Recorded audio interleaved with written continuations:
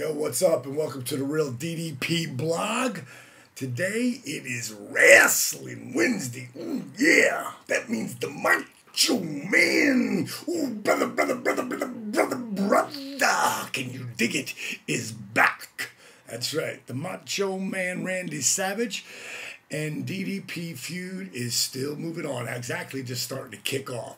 Last week, you might remember that we had the hit on the NWO with Kevin Nash and Scott Hall doing me a huge favor of letting me drop him, the first person to drop him, which was huge for my career. And the only reason the Savage Page feud ever happened was because Hall and Nash were cool enough, and my brothers, to actually step up for me and help me out there and give me that huge break that they did. So I left you last week with Savage, actually Hall and Nash coming down with the big ass pipes, coming down to for their retribution, and Savage slid in from behind and bang, he hit me with that can, and boy did he whack me in the real world, yeah. So that started our feud. So today we're picking up with the interviews, yeah. So, interviews, it's all about the interview. I mean, you could be the greatest worker in the world, or wrestler for you people who aren't smart to it. You could be the greatest worker in the world, but if you can't talk, you can't draw. Because it's that whole rap, it's that chemistry, it's that charisma, that it factor, that even though people know that wrestling isn't fake, it's fixed or predetermined. Even though that they know it's predetermined, it's when that, what do you call it, that element of doubt steps in. And when that element of doubt steps in and you start to believe what the guys are saying, it's like watching a great movie when you got a good actor out there who you're going, wow, this is live. Or they start crying and you start crying, and I've had people say, man, you've made me cry before. Of course, we're talking about women here. But it's all about connecting with the people. And I often said when I was being interviewed a lot in 97, 98, 99, but especially in 1997, when the Page Savage feud was Pro Wrestling Illustrated's feud of the year, when they said, how did you come from like nowhere to become one of the biggest names in professional wrestling? Well, when Paige Joseph Falkenberg, which is my God-given name, or my original name, when Paige Joseph Falkenberg stopped trying to be Diamond Dallas Page, and Diamond Dallas Page started to take on the characteristics of Paige Joseph Falkenberg, bang! Man, my career took off like a rocket. So in these sequence of events, these interviews that you're about to see, because they're pretty much in chronological order, the first one is a combination of like 6 interviews I did from Nitro to Saturday Night with Lee Marshall, to Nitros with Gene Okerlund, 2 of my very favorite people to have interview me. Lee and I had a history from 1988 being in the AWA together, and he was a huge supporter of mine.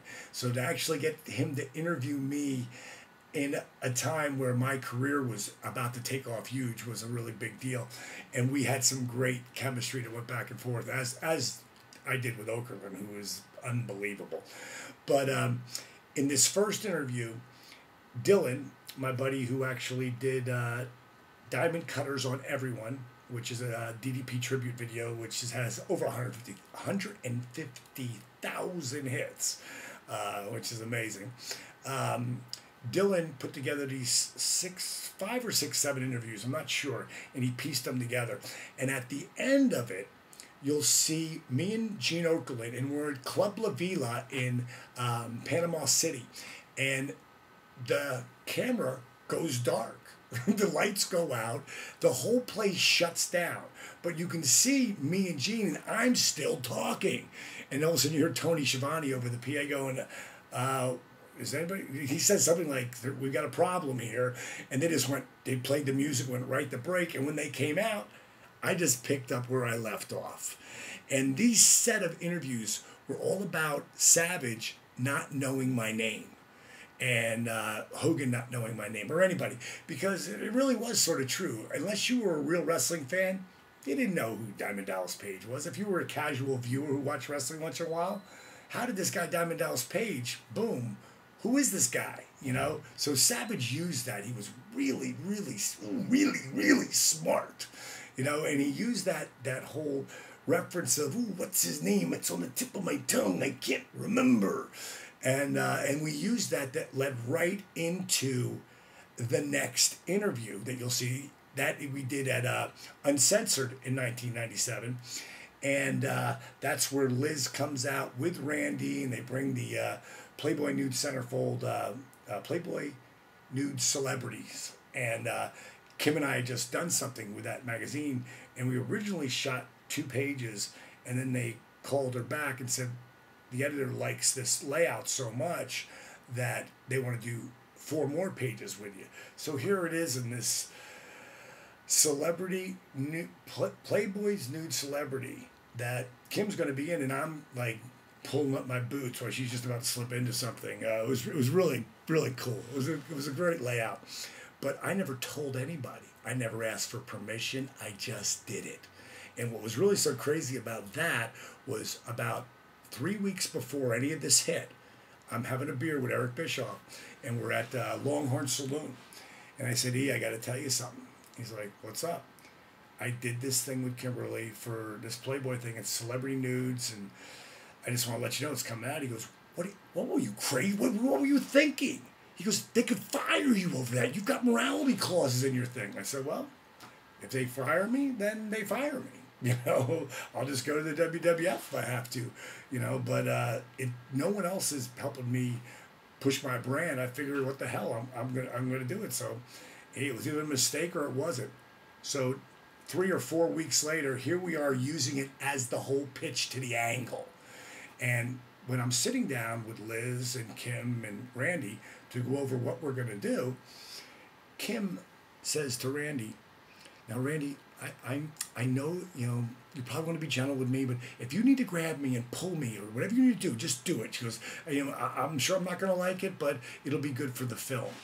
So when he walked out of the room, I looked at her and I went, are you crazy?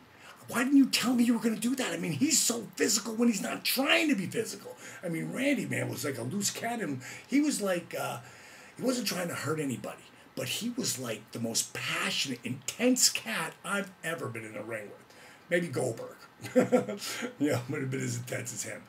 Randy could hold back more than Goldie. Goldie, that's a whole other story. We'll talk about that in months to come. Great. I loved working with Goldberg. But the thing with Savage, he was so intense about it. If he grabbed you, he grabbed you. Now, if you weren't on camera, he took care of you. It was like dancing with him. But when he was on the red light zone, is what we called it, meaning the camera's on, whoa, brother, yeah.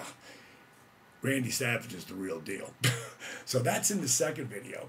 That'll be the angle that we shot it Uncensored. And then the third one, without question, is my absolute favorite video ever. Not video, but my favorite interview. And Randy and I had an idea what we were going to say, but we got rushed because the time was ticking down, so we really didn't get to really plan it out. So a lot of this is when preparation meets improvisation, and that's when wrestling works. Yeah, brother. So I think you'll really you'll really dig it, brother, that last interview I have up here. And that will lead us into Spring Stampede, which I will be bringing out tomorrow. Or not, excuse me, tomorrow, but the following Wednesday, the following Wrestling Wednesday. So that's all I got for today. If you're watching this on YouTube or somewhere and you want to subscribe to my blog, go to www.DDP.com and subscribe. And for all of you who always want that last little inspirational moment with DDP, let's talk about goal setting, okay? When you're going to set a goal, just don't think it. Ink it. In other words, write it down, monkey. Ooh, yeah, get ready to feel the madness. Ooh, yeah, step into this. Bang, monkey.